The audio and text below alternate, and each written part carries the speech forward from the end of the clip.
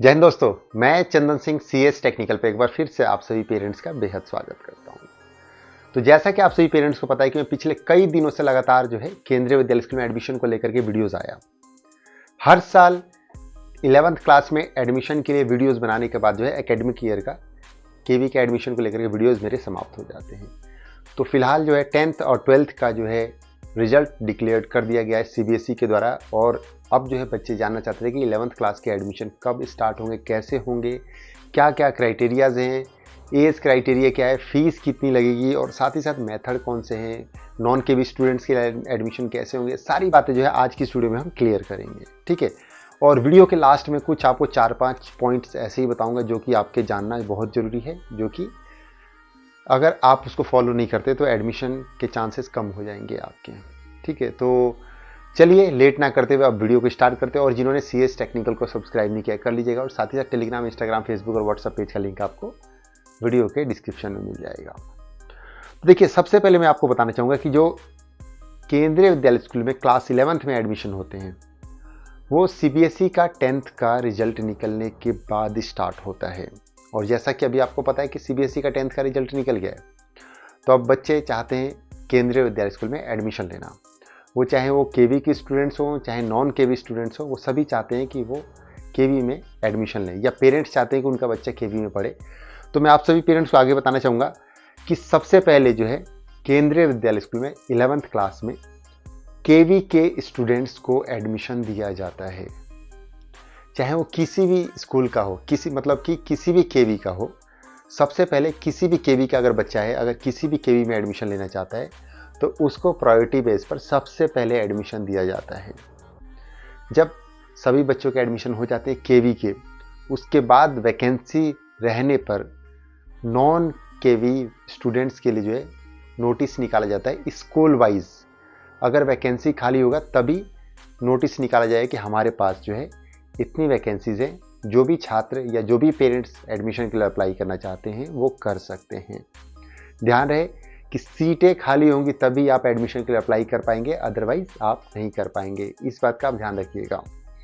उसके बाद बहुत सारे पेरेंट्स ऐसे थे जो मुझसे एज क्राइटेरिया के बारे में पूछ रहे थे। तो मैं आप सभी पेरेंट्स को बताना चाहूँगा कि केंद्रीय विद्यालय स्कूल में क्लास 11th में और 12th में एडमिशन के लिए कोई भी एज का रिस्ट्रिक्शंस नहीं है, यानी कि एज लिमिट सेट नहीं किया गया है केवीएस के द्वारा। आपकी एज कुछ भी हो, अगर आपने 10th पास किया है इस साल तो आप एडमिशन के लिए अप्लाई कर सकते हैं। भले आपकी उम्र 15 साल हो, 16, 17, 18 जो भी हो, वो एक्सेप्ट किया जाएगा, ठीक है। उसके बाद एक और ख़ास बात कि जो भी बच्चे 11th क्लास में एडमिशन लेना चाहते हैं, चाहे वो केवी के स्टूडेंट्स हो चाहे नॉन केवी स्टूडेंट्स हो, ध्यान रखने वाली बात यह है कि इस साल अगर आपने 10th पास किया तभी आप एडमिशन के लिए अप्लाई कर पाएंगे। यानी कि 10th और 11th के बीच में साल का गैप नहीं होना चाहिए। ऐसा ना हो कि आपने पिछले साल जो है 10th पास किया था और इस साल आपने गैप कर दिया और अब आप 11th में एडमिशन लेना चाहते हैं, तो इस कंडीशन में आप नहीं ले पाएंगे। अगर आपने फ्रेश 10th क्लास पास किया है तभी आप एडमिशन के लिए अप्लाई कर पाएंगे 11th क्लास में केवी स्कूल में, ठीक है। उसके बाद हम आगे बात करेंगे कि कौन कौन अप्लाई कर सकता है, मतलब कि कौन कौन से बोर्ड के बच्चे जो है केवी स्कूल में एडमिशन के लिए अप्लाई कर सकते हैं। बहुत सारे पेरेंट्स ये जानना चाहते थे, तो मैं आप सभी पेरेंट्स को बताना चाहूँगा कि इसके लिए कोई रिस्ट्रिक्शंस नहीं है। सबसे पहले केवी के स्टूडेंट्स जो कि सीबीएसई से पढ़े होते हैं या आर्मी स्कूल के होंगे, कोई भी होंगे, अगर सीबीएसई से तो एडमिशन लेंगे। उसके अलावा आईसीएसई बोर्ड है या कोई अदर बोर्ड है, स्टेट के बोर्ड से कोई भी है, वो बच्चे जो है 11th क्लास में केवी में एडमिशन के लिए अप्लाई कर सकते हैं। यानी कि ऐसा कोई रूल नहीं है कि अगर आप पर्टिकुलर किसी बोर्ड से हैं तो आप एडमिशन के लिए अप्लाई नहीं कर पाएंगे, ऐसा कुछ भी नहीं है। आप किसी भी बोर्ड से होंगे तो आप 11th क्लास में एडमिशन के लिए अप्लाई कर पाएंगे, इस बात का आप ध्यान रखिएगा। उसके बाद एक मेथड आ जाता है कि कौन कौन से स्ट्रीम में एडमिशन होते हैं केंद्रीय विद्यालय स्कूल में। देखिए दोस्तों, मैं आपको थोड़ा बताना चाहूँगा कि वीडियो थोड़ा सा लेंदी हो सकता है, लेकिन मैंने पूरा कोशिश किया है कि एक ही वीडियो के अंदर 11th क्लास में एडमिशन के लेकर के सारी जानकारी आप लोगों के साथ शेयर कर दूँ, ताकि आपको अलग अलग वीडियो ना देखनी पड़े। तो प्लीज़ थोड़ा सा पेशेंस बना के रखिएगा और पूरा वीडियो देख लीजिएगा, जिससे कि आपके सारे डाउट्स इसी वीडियो के माध्यम से क्लियर हो जाएंगे, ठीक है। तो सबसे पहले साइंस स्ट्रीम, कॉमर्स स्ट्रीम और ह्यूमैनिटी, जिसको कि हम आरटीवी बोलते हैं, इन 3 स्ट्रीम से केंद्रीय विद्यालय स्कूल में एडमिशन होते हैं। देखिए, कई विद्यालय ऐसे भी हैं जहाँ पर कि 2 ही स्ट्रीम में एडमिशन होते हैं या एक ही स्ट्रीम में एडमिशन होते हैं या एक ही स्ट्रीम में वहाँ पे पढ़ाई होती है। ये क्या होता है कि स्कूल में अगर इंफ्रास्ट्रक्चर पूरा नहीं होता है तो वहाँ पे क्या होता है कि क्लासेस शॉर्ट कर दी जाती हैं, मतलब कि लिमिटेड क्लासेस चलाई जाती हैं। तो ये रेयर चांस में होता है, लेकिन कहीं कहीं पे ऐसा होता है, जैसे कि केवी की रुड़की में भी जो है, मतलब रुड़की के जो केवी उसमें भी जो है 2 ही स्ट्रीम में पढ़ाई होती है, तीनों में नहीं होते हैं। तो कहीं कहीं ये रेयरली होता है, हर जगह पे ऐसा नहीं है। और साइंस, कॉमर्स और ह्यूमैनिटीज़, जिसको आर्ट बोलते हैं, तीनों से बच्चों के एडमिशन होते हैं। उसके बाद अगला सवाल आता है कि परसेंटेज का क्राइटेरिया क्या है। मतलब कि कोई बच्चा अगर साइंस स्ट्रीम में चाहता है, कोई कॉमर्स में चाहता है, कोई ह्यूमैनिटीज़ में चाहता है, तो परसेंटेज का क्राइटेरिया क्या है, मतलब कितना परसेंटेज होना चाहिए कि आप जो है साइंस के लिए एलिजिबल होंगे, कॉमर्स के लिए एलिजिबल होंगे और ह्यूमैनिटीज़ के लिए होंगे। तो मैं आपको बता दूं कि KVS की गाइडलाइन के अकॉर्डिंग ऐसा कोई भी परसेंटेज का क्राइटेरिया मेंशन नहीं किया गया है। आज से 3-4 साल पहले की हम बात करें तो वहाँ पर परसेंटेज का क्राइटेरिया होता था, लेकिन फिलहाल अब परसेंटेज का कोई ऐसा क्राइटेरिया नहीं है। आप चाहें तो एडमिशन के लिए अप्लाई कर सकते हैं, लेकिन ध्यान रहे कि स्कूल के द्वारा जब नोटिस निकाला जाएगा और वहाँ पे मेंशन किया जाएगा कि हमारे पास साइंस में इतनी सीटें खाली हैं, ह्यूमैनिटीज़ में इतनी सीटें खाली हैं या कॉमर्स में इतनी सीटें खाली हैं, तभी आप एडमिशन के लिए अप्लाई कर पाएंगे। ठीक है, इस बात का ध्यान रखिएगा। अगर किसी बच्चे का साइंस में अगर मान लीजिए एग्जाम्पल के लिए एडमिशन के लिए लिस्ट में नाम आ जाता है, उसने अप्लाई किया और नाम आ जाता है, और बच्चे को कॉमर्स में चाहिए, तो इस कंडीशन में आप स्कूल से बात करके अप्लाई कर सकते हैं। मतलब स्कूल से बात कर सकते हैं, स्कूल के प्रिंसिपल से बात कर सकते हैं कि आपको साइंस में नहीं कॉमर्स में चाहिए, तो हो सकता है कि आपको वैकेंसी के हिसाब से आपको साइंस की जगह कॉमर्स दे दिया जाएगा। लेकिन ध्यान रहे कि अगर किसी बच्चे को ह्यूमैनिटीज़ में मिलता है तो वो बच्चा अपग्रेड करने के लिए साइंस के लिए अप्रोच नहीं लगा सकता है। लेकिन चाहे तो आप अपने लेवल में एक बार प्रिंसिपल से, स्कूल के जो भी होंगे, आप उनसे जाकर के बात कर सकते हैं। अगर आपकी बात बन जाती है तो अच्छी बात है, ये आप अपने लेवल पर एक बार ट्राई कर सकते हैं। उसके बाद एक और जो खास बात है क्लास की स्ट्रेंथ के बारे में, मैं आप सभी को बताना चाहूँगा कि जैसा कि आपको पता है कि 11th क्लास में फ्रेश एडमिशन होते हैं, तो इस कंडीशन में जैसा कि इस साल के गाइडलाइन में बदलाव किए गए हैं कि अब फ्रेश एडमिशन वाले क्लासेस में 32 बच्चों के ही एडमिशन हो सकते हैं मैक्सिमम। यहाँ पर एक और बात बताना चाहूँगा आप सभी पेरेंट्स को कि जो केवी के स्टूडेंट्स होंगे उनके एडमिशन होंगे, अगर उनका 32 के ऊपर भी नंबर जाता है तब भी उनको एडमिशन मिलेगा, 40 तक उन बच्चों का एडमिशन मिल सकता है। लेकिन अगर नॉन केवी की बात करें तो नॉन केवी के लिए वहाँ पर 32 से ऊपर उनको वैकेंसी नहीं दिया जाएगा। अगर किसी सेक्शन में 32 बच्चे पूरे हो गए तो वहाँ पर 32 की स्ट्रेंथ के ऊपर नॉन केवी स्टूडेंट्स को एडमिशन नहीं दिया जाएगा। इस बात का आप सभी पेरेंट्स को पता होना चाहिए और बच्चों को भी साथ साथ में पता होना चाहिए, क्योंकि बहुत सारे बच्चे ऐसे होते हैं जो वीडियो देख रहे होते हैं खुद अपना एडमिशन कराने के लिए। पहले क्लासेस जो होते थे क्लास 1 to 3 उनमें तो पेरेंट्स इंटरेस्टेड होते हैं या पेरेंट्स अपने बच्चों का एडमिशन कराते हैं, लेकिन क्लास 10th के ऊपर जब बात आ जाती है तो बच्चे भी खुद जा करके एडमिशन लेते हैं। तो ये उन सभी बच्चों को भी एडमिशन के लिए ये वीडियो देखनी चाहिए। ठीक है, अब उसके बाद कुछ हम फीस की बात कर लेते हैं। उसके बाद कुछ आपको जो मैंने इंपॉर्टेंट पॉइंट्स थे, नोट्स थे, वो मैं आपको वीडियो के लास्ट में बताऊंगा। तो देखिए, अगर फीस की बात करें तो हम यहाँ पर 3 पार्ट में डिवाइड कर देते हैं, गर्ल्स का, बॉयज़ का, और बॉयज़ में जो है ह्यूमैनिटीज़ और आपका कॉमर्स का एक तरफ रखेंगे और साइंस का अलग रखेंगे। ठीक है, तो सबसे पहले हम गर्ल्स का बात कर लेते हैं, क्लास 11th और 12th में जो फ़ी रहने वाली है उसकी। तो गर्ल्स का अगर एडमिशन होता है क्लास 11th में एग्जाम्पल के लिए, तो उनका एडमिशन फ़ी जो है 25 रुपये जाने वाला है।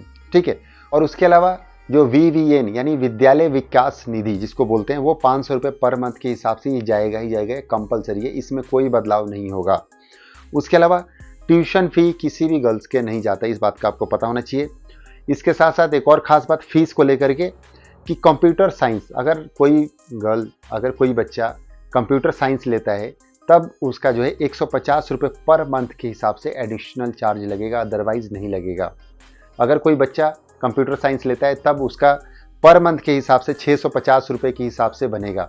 और अगर कोई बच्चा कंप्यूटर साइंस नहीं लेता है, मतलब गर्ल्स की बात करो यहाँ पर, तो फिलहाल उसका 500 रुपये पर मंथ के हिसाब से जाएगा। इस बात का आपको पता होना चाहिए। अब हम बात कर लेते हैं बॉयज़ की।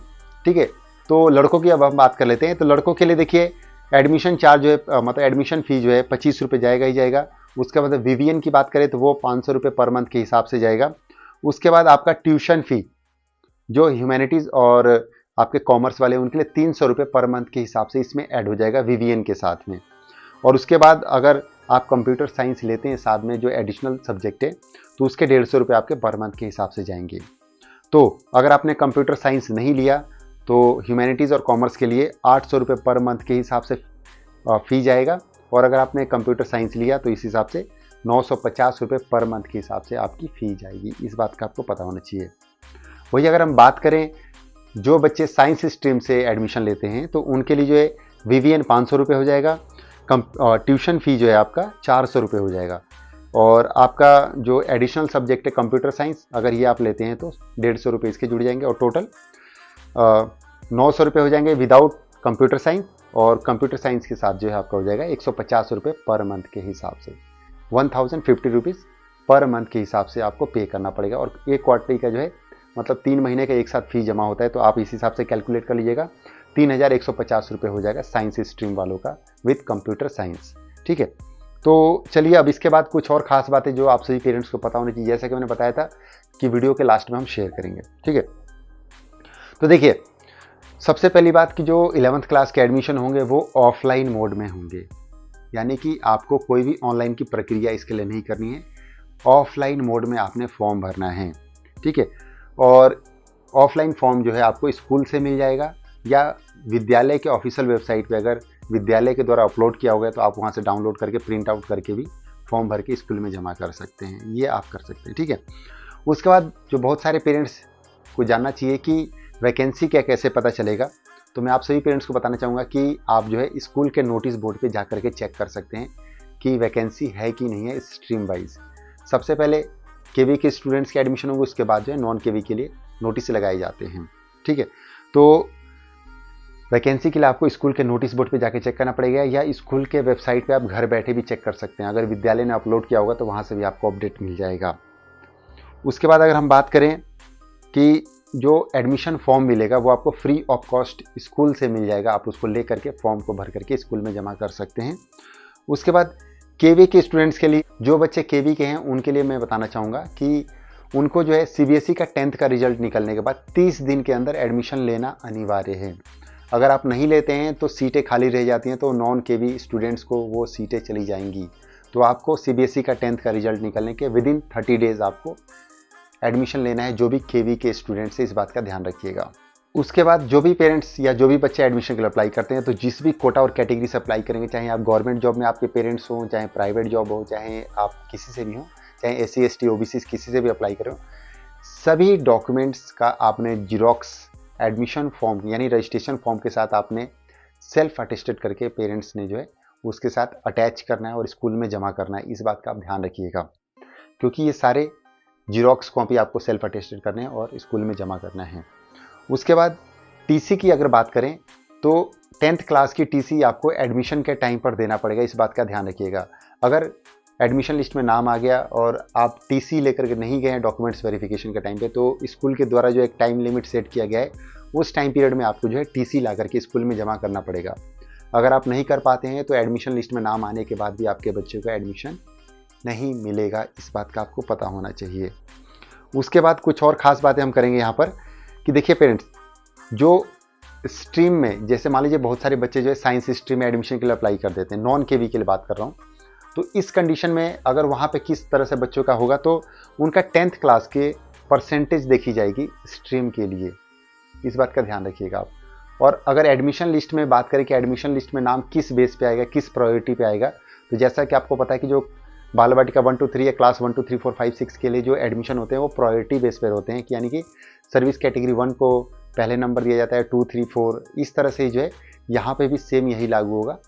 सर्विस कैटेगरी के प्रायोरिटी के हिसाब से जो है बच्चों के एडमिशन लिस्ट में नाम आएंगे, इस बात का आप ध्यान रखिएगा। एक और ख़ास बात जो बहुत सारे पेरेंट्स और बच्चे पूछ रहे थे कि क्या इसके लिए कोई एंट्रेंस एग्ज़ाम होगा, तो मैं आप सभी पेरेंट्स को बताना चाहूँगा कि 11th क्लास में एडमिशन के लिए बच्चे का या पेरेंट्स का कोई भी एंट्रेंस एग्ज़ाम या इंटरव्यू नहीं होता है, ये आप सभी पेरेंट्स को पता होना चाहिए।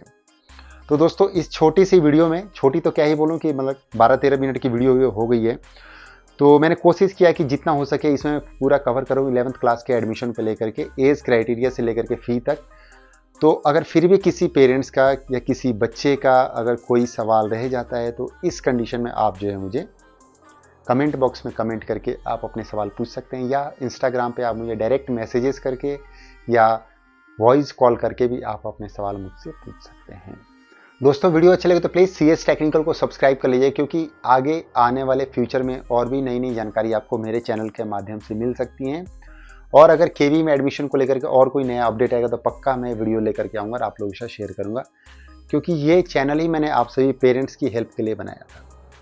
तो प्लीज़ CS टेक्निकल को सब्सक्राइब कर लीजिएगा और साथ ही साथ टेलीग्राम, इंस्टाग्राम, फेसबुक और व्हाट्सअप पेज का लिंक आपको वीडियो के डिस्क्रिप्शन में मिल जाएगा। तो वीडियो अच्छा लगे तो प्लीज़ इसको लाइक कीजिएगा। तब तक के लिए थैंक यू, बाय बाय, जय हिंद, जय भारत।